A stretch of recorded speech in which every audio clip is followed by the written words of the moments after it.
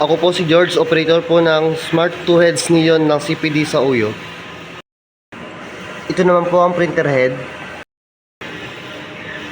Ito naman ang capping. Head clean.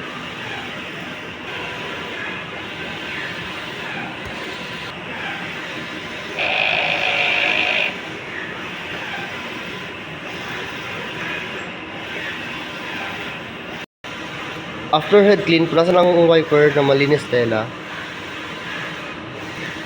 at ang printer head area.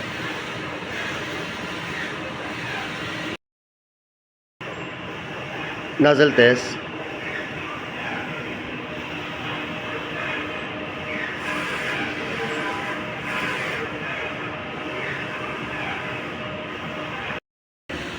Ito naman po ang ink tank, nasa tamang level naman.